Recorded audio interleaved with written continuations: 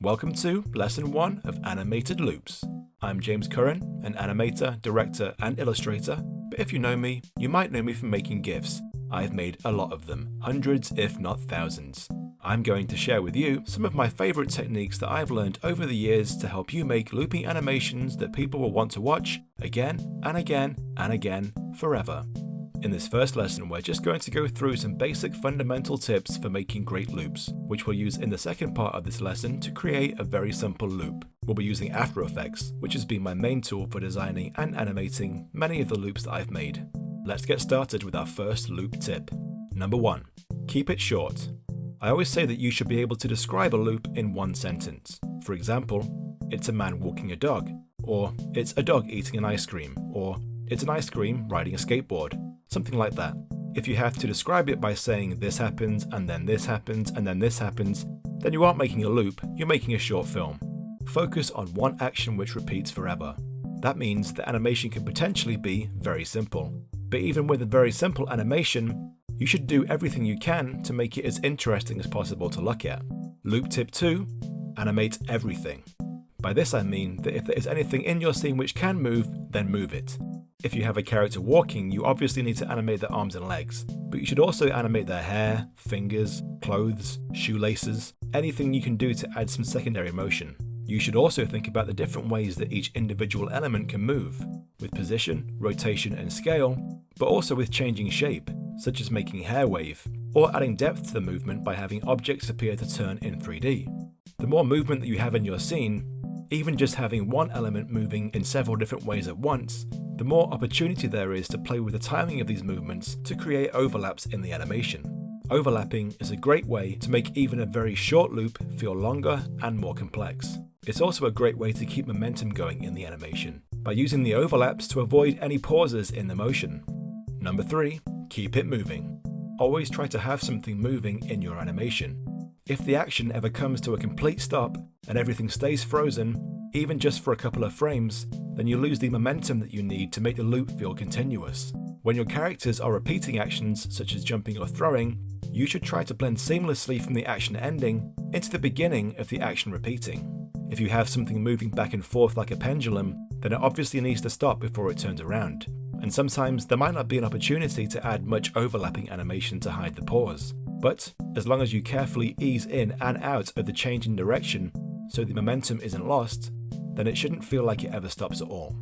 Loop tip 4, make it smooth. Making the animation very smooth is a big part of making loops, as you want the animation to feel very fluid and almost hypnotic. This mainly comes down to making sure that your motion paths follow very smooth curves, as any jagged movement or sudden jumps will be very noticeable, breaking the flow of the motion. You really need to be a perfectionist when making loops. When you're animating a shot as part of a longer film, there's a certain amount that you can get away with when being a little bit rough with your animation, as people are usually only going to see each frame fly by once. With loops, people are going to see each frame tens or hundreds of times, so you really need to make sure that each one is perfect. Even slight imperfections can be very noticeable. And the final tip, number 5, is find your rhythm. Timing is probably the most important thing in all animation, regardless of the format, and loops are no different. I think it's helpful to think of loops as a visual piece of music, which you can break down into equally spaced visual beats. That doesn't mean that every note in your loop has to hit on every beat though, just like they don't in a piece of music. For example, you can have a loop which takes 3 full seconds to repeat. Within that, you can have a character's walk cycle which takes 1.5 seconds to repeat. So that repeats twice within the full loop. They could be walking a dog, who needs to walk a bit faster to keep up, so the dog has a walk cycle that takes 1 second to repeat. That repeats 3 times within the full loop. And maybe the character is bouncing a ball every half second, so the ball bounces 6 times within the full loop. You get the idea. You should also think about the timing of each of these individual loops within the loop. Sometimes, if the loop points all meet at the same time, then the animation can feel a little bit robotic because everything is too in sync. Maybe you have a loop with 4 characters running together, but their run cycles are all totally in sync. It can look a little bit unnatural. Instead, you should offset each of these individual loops and space them apart with equal timing so that it creates a constant flow of each animation leading into the next. I usually animate at 24 frames a second because it's easy to divide into lots of different length loops. If you're making a 3-second loop, for example, you don't need to create loops that are whole seconds, but when you get into creating more complicated animations, having a simple system to get your loops organized is very helpful. 30 frames a second is okay too, but there are less potential loop lengths with an even number of frames, so it makes it a bit more difficult to space actions out equally.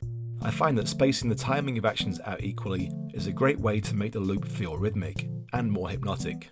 But you should try to make the rhythm fit with whatever it is you're animating. Don't have a character bouncing so obviously to a beat that it takes away from the focus of what people are supposed to be looking at. You should find a rhythm that naturally fits with whatever the key action is, because the story always comes first. In summary, a good loop is short, detailed, always moving, with smooth, rhythmic animation. All of these tips are connected to one thing, which is the most important rule of all in animated loops: hiding where the loop point is.